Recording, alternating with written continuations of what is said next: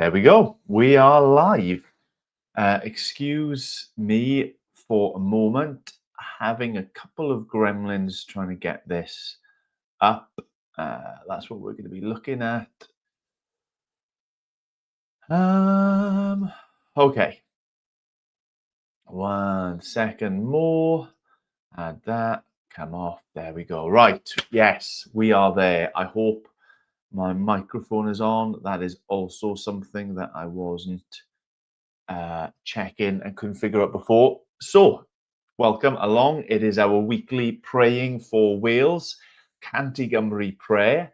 The vision of seeing 100 churches planted across Wales for the glory of God, for the growth of his kingdom, and for the salvation of many in our land. We've got a rich history as a nation of God moving in spectacular ways, of, as a whole, the people turning and trusting in Jesus. And we want that to be the case again in our day. So this is what we do. We come online, we look at a psalm together. We think about how that psalm informs how we might pray. And then we get about the work of praying for Wales, people of Wales, churches in Wales, and this vision, Cantigymru, 100.cymru. If you've not heard anything about it before, please do make your way over there now or when we're finished to check it out and to be informed about what that is all about. Right. Okay. As I said, I beg your pardon, we are going to look at Psalm 80 together. That is on the vertical. Let's have a look. How do I make it? I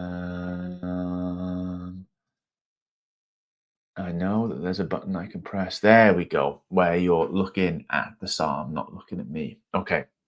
So Psalm 80 says this: "Hear us, shepherd of Israel, you who lead Joseph like a flock, you who sit enthroned between the cherubim, shine forth before Ephraim, Benjamin, and Manasseh. Awaken your might, come and save us. Restore us, O God. Make your face shine on us, that we may be saved. How long, Lord God Almighty, will your anger smolder against the prayers of your people? You have fed them with the bread of tears. You have made them drink tears by the bowlful. You have made us an object of derision to our neighbors, and our enemies mock us. Restore us, God Almighty. Make your face shine on us, that we may be saved. You transplanted a vine from Egypt. You drove out the nations and planted it. You cleared the ground for it, and it took root and filled the land. The mountains were covered and with its shade, the mighty cedars with its branches. Its branches reached as far as the sea, its shoots as far as the river. Why have you broken down its walls, so that all who pass by pick its grapes? Boars from the forest ravage it, and insects from the fields feed on it. Return to us, God Almighty. Look down from heaven and see. Watch over this vine, the root your right hand has planted, the son you have raised up for yourself. Your vine is cut down. It is burned with fire. To your rebuke, your people perish. Let your hand rest on the man at your right hand, the Son of Man you have raised up for yourself. Then we will not turn away from you. Revive us, and we will call on your name. Restore us, Lord God Almighty. Make your face shine on us, that we might be saved." So this psalm is being written from the perspective of Asaph, the people who have experienced God's mighty blessing in their life in the past, now facing a situation where to all intents and purposes, it feels like God has abandoned them, like there is no hope left. And one of the things we see this often in scripture, one of the things that Asaph does is in times of uncertainty to remind himself in this crying out to God prayer, to remind himself and others about how God has been a certain sure help in the past. When things are uncertain, when things are unpleasant, we look back to the times when God was certain, when God was very pleasant to his people. And there is this sense, isn't there, in Wales, in Welsh history, just in our lives in general, that those eyes that are looking back, like with nostalgia tinted glasses, we can get stuck in the past. That we remember yesteryear and all of its glories and all of the wonderful things that have happened that have been lost. And all that does is it moves us to bemoan our current state. Well, Asaph isn't satisfied with the current state, but he's not stuck in the past. He has his eye on the future too. It's a prayer of crying out to God to move and to do something new in his day. And the confidence that comes from looking back and the goodness, the greatness, the graciousness of God in those past events. So, really, that is to us an encouragement and a template. He's speaking about the people of Israel, the nation of Israel that was rescued out of Egypt, calling on God to do something again in the time of the exile. And we in Wales might be able to look back over centuries of revivals and say, God, you have done it then when nobody expected it, when nobody thought it was possible, when folks couldn't read the Bible for themselves because the Bible wasn't printed or there wasn't literacy or this or that or the other. And yet God moved in mighty ways. He stirred people up. He softened hearts. He brought people back to himself, up and down this nation.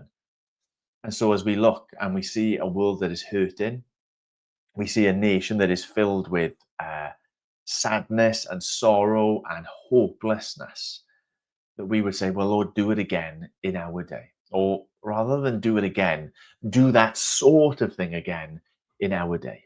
Not to put a limit on God that he must work in the ways that we have experienced in the past, but restoring, making his face shine on us, bringing salvations amongst the people. That's what Asaph prays for in verse 7.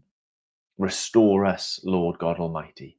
Make your face shine on us that we might be saved. Verse 19. There's that refrain, there's that repeat. This is what we desire. Not just to simply experience the same thing we've experienced in the past. They're not in Egypt. There is no Red Sea to pass. Pharaoh has come and gone.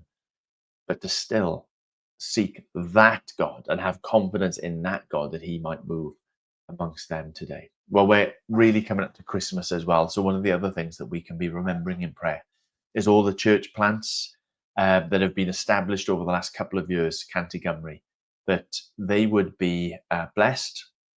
They would be blessed as they're seeking to bless their communities, to do carol concerts and special Christmas events to connect with folk at a time of year where perhaps church is not so foreign and not so weird to them, but to join the dots between that and Jesus the Saviour, to join the dots between the thing which we all take for granted and this special grace that those who are praying come to know for ourselves, and that special grace would take hold of people and transform people, and they would put their hope and their trust in Jesus and find faith and salvation for themselves.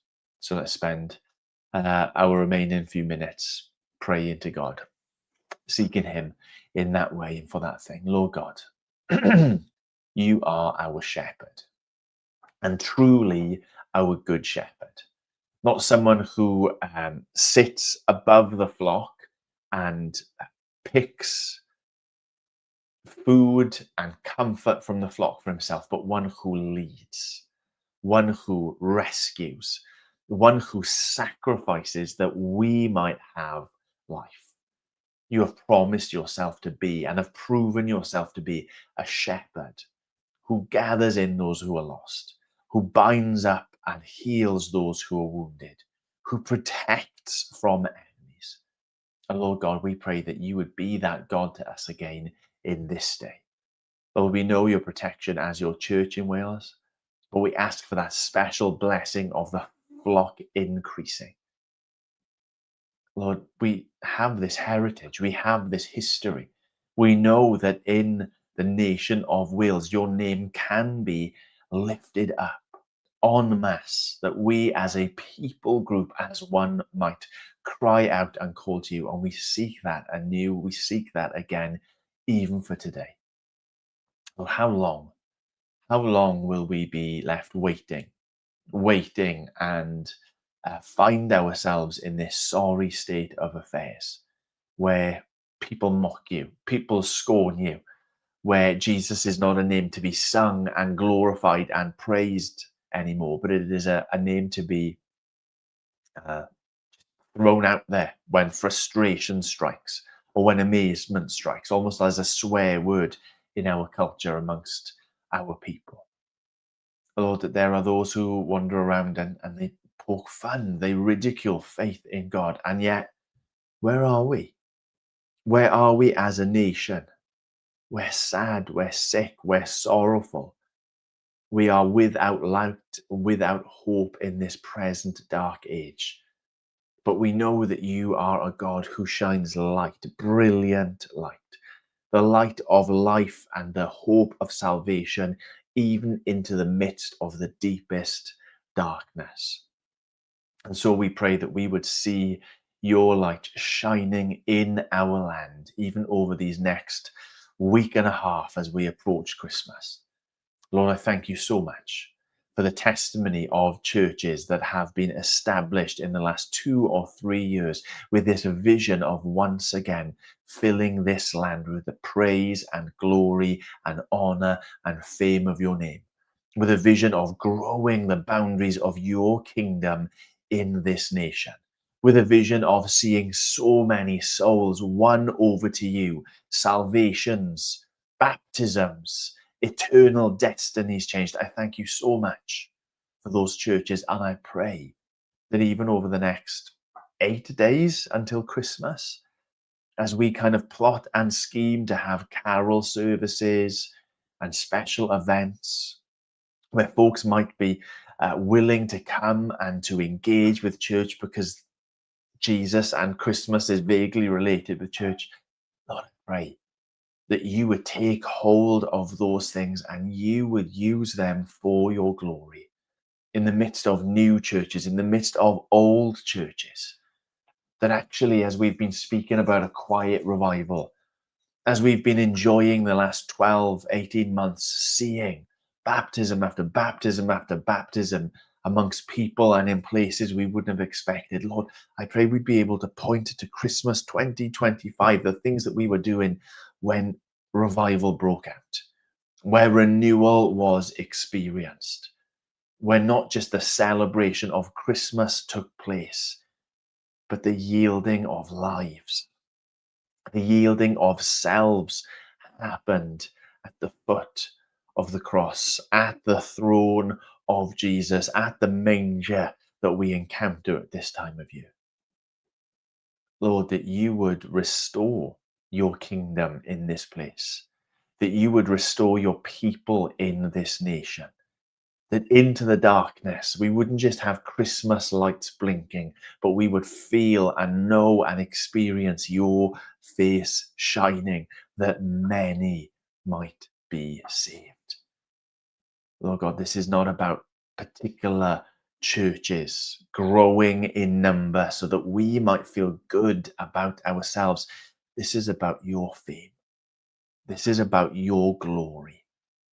This is about the means that you have prescribed, your people going out, taking the good news about you and finding a harvest 10, 40, 60, 100-fold that even of what we have experienced before, as we scatter the good news, as we sing about it, as we act it out, as we declare it from Old and New Testament passages, Lord God, that your Spirit would take those things, they would plant it in people's hearts. It would, the Spirit, it would take hold of people's hardness and transform it into softness. It would take hold of people's blindness and transform it into sight, to knowledge, to glory, to faith. Lord, the Wales would cease to be a nation of scorning and skepticism, that we might become a nation of praise and thanksgiving and glory to you, to the one who has come, to the one who is coming again, to the one who is near even today by your Spirit, Lord God. Lord, we don't really care what people say of us, but we know that what people say of us is a reflection of what people say of you. So glorify yourself, grow your church, bless your people, fill this land with salvation and praise and worship. In Jesus' name, amen. Please make sure that you visit, if you haven't already, 100.cymru. Find out the various ways that we can be praying together for this. And if I don't see you before Christmas, I probably, with various movements around the country, will not be jumping online until 2026. What can I say? The Lord bless you, the Lord keep you, and the Lord make his face shine on you, that you would know his salvation in your life, in your church, and in the places that God has planted you. Amen. Peace.